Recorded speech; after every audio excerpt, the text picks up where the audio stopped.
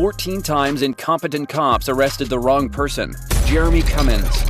A black man named Jeremy Cummins checked himself into a hospital in Galveston, Texas, and was mistakenly identified as an escaped convict, so the cops sicked a dog on him and tackled him to the ground. Even after body cam footage reveals they recognized their mistake, the cops took Cummins to jail. He has since sued them for negligence. Brandon Gonzalez.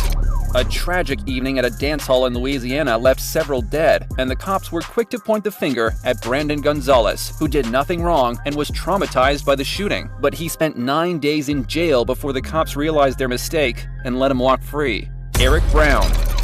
A realtor named Eric Brown, his client, and the client's son were touring a house, but the cops decided they were home invaders and tried to arrest them with guns drawn. Father Roy Thorne said he walked out because if there were gunshots, he wanted his 15-year-old son to be spared, literally putting his life on the line to protect his family against these inept police. Mary Beth.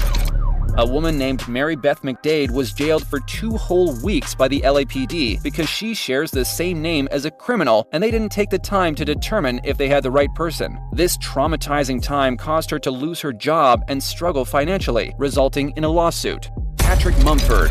An innocent man named Patrick Mumford was racially profiled by the police and pulled over by a huge group of cops in his driveway. Rather than simply looking at his ID to confirm they had the right person, the cops immediately handcuffed Mumford, tased him, and threw him on the hood of the patrol car less than a minute after confronting him. When they get his ID, they start yelling at him, saying he looked like the black suspect they were looking for. Mumford ended up suing and winning $100,000 of taxpayer money. Danny Brooks. Watch as a poor man named Danny Brooks tries to go through a fast food drive-thru only to be pulled over at gunpoint and violently arrested because cops falsely believed that he was driving a stolen truck. Randall Curon Reed. This video proves the danger of putting too much trust in AI, as a facial recognition software was used by the cops to identify the wrong man. Randall Curon Reed spent a week in jail and had to pay thousands of dollars in legal fees for stealing purses in a state he had never even visited. Antonio Arnello. Body cam footage reveals an innocent man named Antonio Arnello being cooperative with cops and answering all their questions before they violently tackle him as he screams, "You broke my wrist." He is suing them for the recorded physical assault. Sylvester Hayes.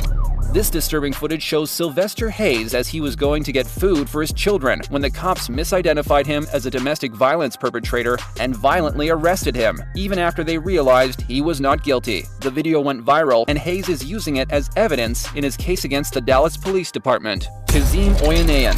A black businessman named Kazim Oyanayan said he was humiliated when the police handcuffed him in his own house for a crime he didn't commit. His house alarm went off, and rather than believe him, the Raleigh cops decided he was the perpetrator and arrested him for no reason. David Wiggins. Cops mistook this car driven by David Wiggins for a suspect and forced him onto the ground at gunpoint, handcuffing him before noticing that he had a different license plate number. They let him go with a lame apology, and he sued later that year. The case is still ongoing. Clarence Evans. A black Louisiana man named Clarence Evans was just sitting on his front porch with his wife and daughter when a cop rolled up and said that Evans stole his dog, despite the fact that this was untrue. After Evans failed to provide ID, the cop arrested him in front of his own family and had to admit to the mistake only after the video went viral. Joseph Griffin. 2 days after the birth of his daughter, Joseph Griffin was out for a walk when he was surrounded by cops who said he fit the description of a burglary. He manages to remain calm and compliant as they detain him and verify his identity, saying, "I don't want to get shot over this." They finally admit he is innocent and let him go back home to his wife and daughter. Aaron.